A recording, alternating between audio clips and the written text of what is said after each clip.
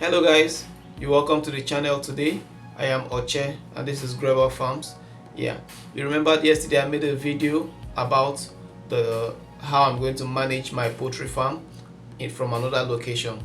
Yeah, and I told you the processes and the facilities that I've put in place to be able to do that. And I told you yesterday that I'm expecting 500 broiler chicks, and today the chicks are here. All together there are 502 chicks that I got. Yeah, I actually lost 8. I think there were 510, right? There were 510 chicks, but when we opened the pack, 8 were gone already. So I have 502. No problem. I think it's okay. The 2 is a bonus, right? Okay. So before I show you my chicks, I would like to educate you on some few tips. Yeah, what to do before you bring your day-old chicks to the farm. The preparation you need to make before you bring your day-old chick to the farm. I'm going to take you through a brief tour of the preparation I've made, and I think you're going to learn from that too, because you cannot just bring your day-old chick to the farm immediately when you've not done any preparation, because those birds are still small, they are very fragile. So you need to create a conducive atmosphere for them before bringing them to the farm. Okay, all right, so let's go to the to my screen now. I'll show you the things that I've put in place before I brought my birds in, and I'm going to educate you on that. Okay, so the things to do before the arrival of your day-old chick. First of all, you need to prepare a place for brooding. The place for brooding is usually called a brooder. Yeah, this is like an intensive care unit for your birds, right? It's an intensive care unit. You know, the birds, they are coming, they are still small, they are fragile, they are weak. So you need a place, a space where you give them intensive care. Okay, and that is why we need the brooder. Okay, so after you have your brooder, you have a place where you use for your brooding. The next thing you need in that brooder is the litter. The litter could be wood shaving, sawdust, or rice husk. If there is anything you use as litter in your place, in your country, or wherever you're farming, you can leave it in the comment section so that some other people can also learn from it. Yeah, so the litter is 4 inches thick. The one I did was 4 inches thick. I think 3 inches thick is okay, but I decided to add an inch to it. Okay, so the purpose of the litter is to remove the moisture from their droppings. It's to remove moisture from their droppings, that is one, and also is to insulate the brooder. That is to reduce the heat loss from the chick's body to the cold concrete ground or to the floor, in case your chicken house is not made of concrete floor. So it's going to reduce heat from the chickens, reduce loss of heat from the chick's body to the floor. Okay, then another thing you need to have before bringing your day-old chick is to cover the litter with brooding papers, right? The chicks are still small, they cannot differentiate between their feed and the wood shavings or whatever material you're using as litter. So it's better you spread a brooding paper on top of the litter. If they are big enough, maybe like 2 weeks or more, you can remove the paper. By then they'll be able to differentiate between the feed and the litter you are using. So initial stage, make sure you have a brooding paper, right? And what I use as my brooding paper are old textbooks. Yeah, old textbooks. So you can use old exercise books, you can use old newspapers, news magazine, or you can actually get, there are kinds of paper they call brooding paper. It's wide and thick, so you can look for that in the market and get them and use them for your brooding. Okay, then the next thing you need to have in your brooder before you bring your chick is a heat source. Yeah, so I used kerosene stove as my heat source. It's easier to light the stove. I think it will reduce the work for the poultry keeper. That's why I chose to use the kerosene stove. So other people can use charcoal pots. Some people use electric bulb. If you're in a place where you have a steady electricity, you can use electric bulb. the type of bulb that has coil inside, that has tungsten coil inside. That is preferable because it generates heat, not LED bulbs. Okay, and you can also use a gas heater or a gas stove, or alternatively you can also use an electric heater. There are modern electric heater for heating brooders right in the market right now. There are even modern gas heaters that you can use to heat your brooder in the market. So you can go and get those ones, whichever you think is fit for you and whichever you think you can afford. Because when you're doing you're doing a poultry farm, you would like to minimize cost as much as possible, right? Okay, so the other thing you need in your brooder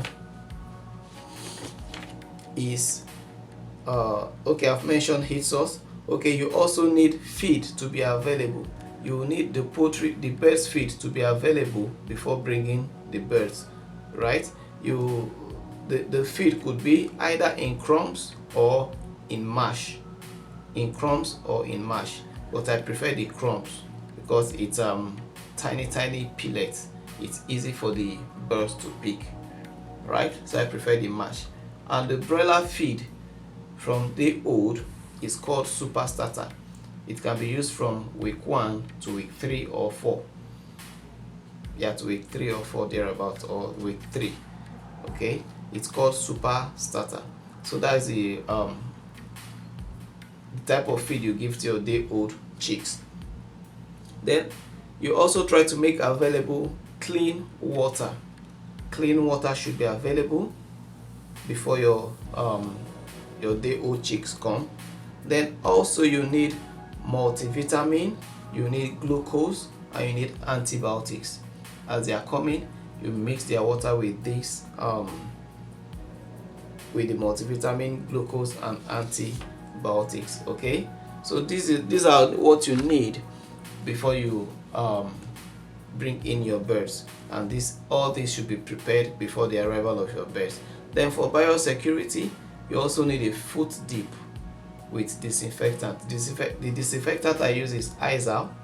So if you have any other disinfectant, Izal, Dettol, or any disinfectant you can use for foot dip, you can use it, right?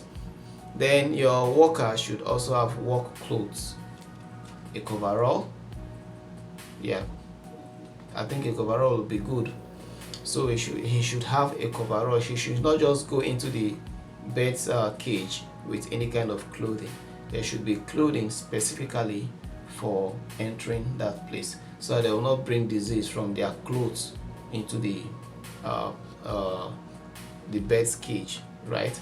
Okay, so what I'll show you now is my day old chicks and how they are faring, how they are enjoying their life. Yeah, so let's go to the video. Let me show you my day old chicks. Okay, these are my birds. These are my birds in day 1.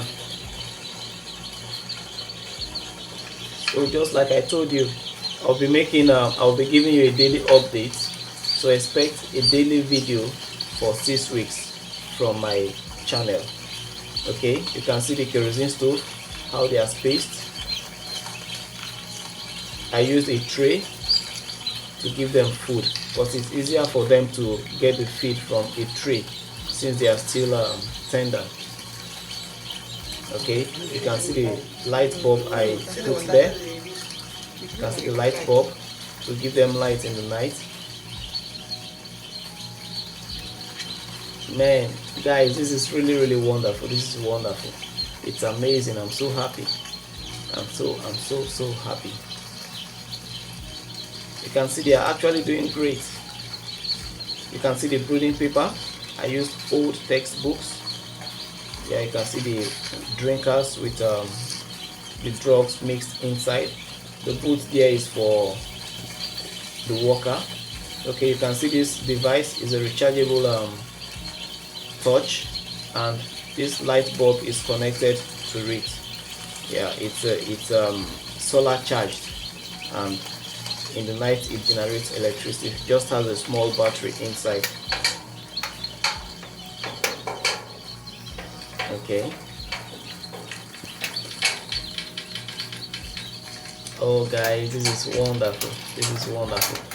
This is wonderful. This is wonderful. Okay, that's the foot dip. You can see the foot dip. Okay guys, so those are the birds, 502 birds that I've been expecting. They are here now, and just like I told you, I will be managing my farm from another location. I'm trying to experiment if it's going to work well, because I've heard it's not easy to run a farm if you're not in that location, if you're not on the farm. Right now I'm not on the farm, but I am running it. I've run it smoothly for 1 day now, yeah, and it's going to continue for 6 weeks before I sell the birds. So let's see how it goes, right? Let's see how it goes. So this is day 1. Tomorrow I'll make a short video to show you day 2, and continuous like that. Okay, so please don't forget to subscribe on this channel so you can follow me for the updates, and you also know how to manage a farm if you're not in that location, if you're not on the farm. Maybe you're on vacation, maybe you're on a work trip, and you need to have things going on your farm. So continue with me, watch come back to this channel every day to see updates, and I bet you're going to learn a great deal of how to manage your farm when you're not on the farm. Okay, so this is Broiler Farms. Don't forget to subscribe to this channel, hit the notification button, and give me a like, comment in the comment section below. And also I told you I left a link in the description where you can download all the documents, the working procedure that I am using for my my workers on the farm. Okay, so you can get those documents and edit it to suit you, or you can use it like that if you want to. Okay, so tomorrow I'll be coming back with another video. Until then, peace. I'm out.